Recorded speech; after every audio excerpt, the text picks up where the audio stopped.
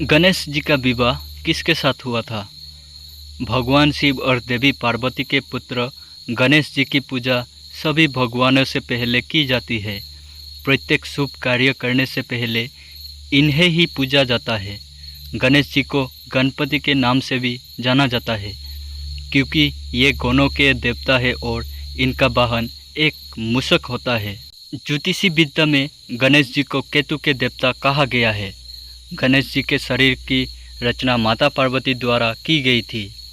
उस समय उनका मुख सामान्य था, बिल्कुल वैसा जैसा किसी मनुष्य का होता है।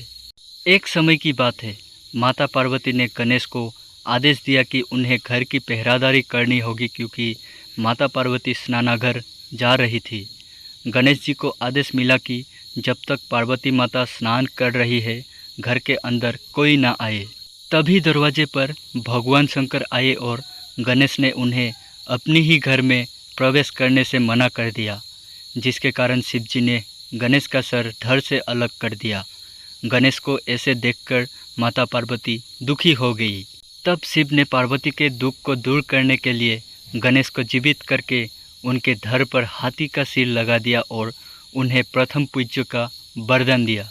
गणेश जी का विवाह किस कारण नहीं हो पा रहा था? गणेश जी के दो दंत भी थे जो उनके हाथी वाले सिर की सुंदरता बढ़ाते थे, किंतु परशुराम के साथ युद्ध करने के कारण गणेश जी का एक दांत टूट गया था। तब से वो एक दंत कहलाए जाते हैं। दो कारणों की वजह से गणेश जी का विवाह नहीं हो पा रहा था। उनसे कोई भी सुशील कन्या विवाह के लिए तैयार नहीं हो रही थी। पहला कारण उनका सिर हाथी वाला था और दूसरा कारण उनका एक दांत। इसी कारण बस गणेश जी नाराज रहते थे। जब भी गणेश किसी अन्य देवता के विवाह में जाते थे तो उनके मन को बहुत ठेस पहुंचती थी। उन्हें ऐसा लगा कि अगर उनका विवाह नहीं हो पा रहा तो वो किसी और का विवाह कैसे होने दे सकते हैं। तो उन्होंने अन्य देवताओं के विवाह में बाधाएं डालना शुरू कर दिया। इस काम में गणेश जी की सहायता उनका वाहन मूषक करता था।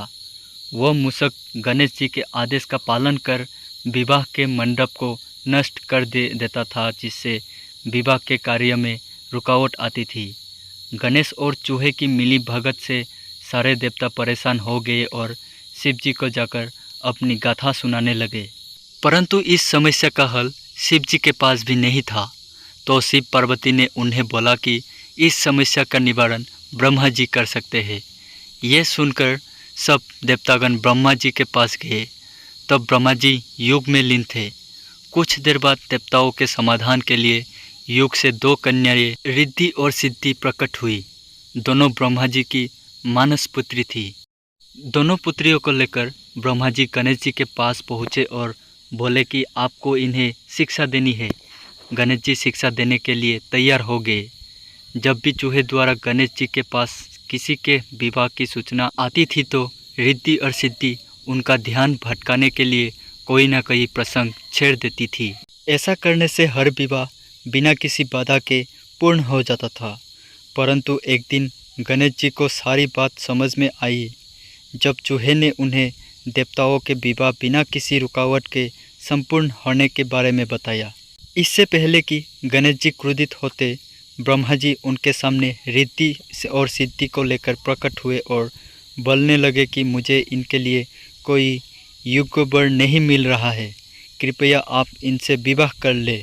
इस प्रकार गणेश जी का विवाह बड़ी धूमधाम से रिद्धि और सिद्धि के साथ हुआ और इसके बाद इन्हें दो पुत्र की प्राप्ति हुई जिनका नाम था शुभ और लाभ। तो दोस्तों, ये थी गणेश जी की विवाह की कहानी। आप लोगों को कहानी कैसी लगी कमेंट करके ज़रूर बताइए।